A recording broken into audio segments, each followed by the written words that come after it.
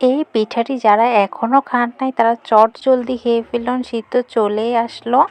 গুড় আর নারকেলের কম্বিনেশন যে এত মজা, একদম রাজকীয় স্বাদের একটি পিঠা। তো প্রথমে নিয়ে নিচ্ছি নারকেল কোরানো 1 কাপ, খেজুরের গুড় 1 কাপ আর লবণ স্বাদ মতো দিয়ে এটাকে ভালো করে আমি নেড়ে চেড়ে নিব যতক্ষণ পর্যন্ত গুড়টা গলে না যায়। এখানে আপনাদের মেম্বার বেশি থাকলে নারকেল বেশি দিতে পারেন। নারকেল যত দিবেন তত এটা টেস্ট ভালো আসবে।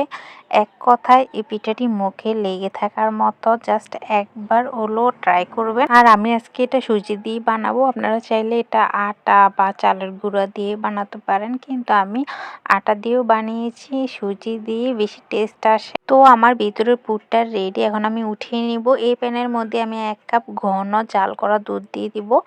এই প্যানের মধ্যে দিয়ে দিবেন, তাহলে ওই যে লেগে থাকা গুড়টা এটার সাথে মিক্স হয়ে যাবে। তারপর টেলে রাখা আমি সুজি দিয়ে দিচ্ছি 1 কাপ। অবশ্যই সুজিটা টেলে দিবেন, তাহলে সুন্দর একটা স্মেল পাওয়া যাবে। তারপর চিনি 2-3 টেবিল চামচের মতো দিয়ে দিচ্ছি। চিনিটা বেশি দিবেন না, তাহলে একদম খেতে বেশি মিষ্টি হয়ে যাবে। তারপর দুধের সঙ্গে সুজির মিশ্রণটা ভালো করে মিশিয়ে নেব। এখানে আমি ঘি দিয়ে দিচ্ছি 1 টেবিল চামচ। অবশ্যই ঘিটা দেওয়ার ট্রাই করবেন, তাহলে সুজিটা লেগে লেগে আসবে না, খুব সুন্দর স্মুথ ডো হবে। তারপর গরম থাকা অবস্থায় আমি এটাকে হাত দিয়ে ভালো করে মেখে নিব। আর সুজিটা একটু ফাটল ফাটল হবে, এটা কোনো সমস্যা নেই, এটা কোনো টেনশনের বিষয় নেই। যখন বেলে নেবেন তখন একটু ফাটবেই। তো আমি একটা রুটির মতো করে নিচ্ছি, এই যে দেখতেই পারতেছি। তো এটা কিন্তু বেশি পাতলা হওয়া যাবে না, তাহলে পুরটা দিলে ফেটে যাবে বেশি। আমি এরকম পাতলা রেখেছি, আর এরকম পাতলাই রাখার চেষ্টা করবেন। তারপর সাইডটা এমন হবে, কোনো সমস্যা নেই, আমি আবারও বলতেছি, এটা সুজির কারণেই। আর খেতে বা টেস্ট কোনো ধরনের সমস্যা হবে না। তারপর আমি পুরটা ভালো করে ছড়িয়ে দিয়ে এরকম রোলের মতো করে নিচ্ছি। আর ঘি তো আছে, ঘির জন্য কিন্তু আপনাদের লেগে লেগে আসবে না।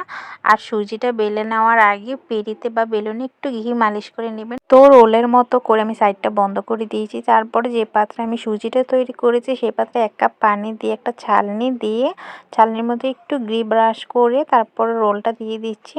10 মিনিটও লাগবে না, আমারটা লেগেছে 8 মিনিট। তো মুখটা বন্ধ করে আমি 8 মিনিট বেক করে পুরোপুরি ঠান্ডা হলে এটা কেটে নেবেন। গরম অবস্থায় কিন্তু কাটতে যাবেন না, তাহলে শেপ সুন্দর আসবে না। এই দেখুন কত সুন্দর আসছে ভিতরটা। আমি আবারও বলতেছি, গরম অবস্থায় কোনোভাবে এটা কাটবেন না।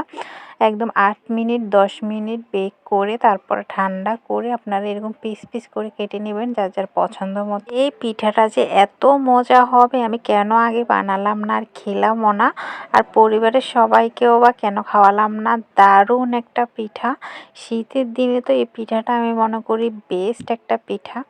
তো আপনারা চাইলে সবাই এই ছোট ছোট টিপসগুলো ফলো করলে আপনাদেরও পিঠা পারফেক্ট হবে। খেতে যে কতটা মজার আমি আপনাদেরকে বলে বোঝাতে পারবো না। গুড় আর নারকেলের কম্বিনেশনটা একদম বেস্ট। তো আমার রেসিপিটি কেমন লেগেছে জানাবেন। আজকে এই পর্যন্ত, আল্লাহ হাফেজ।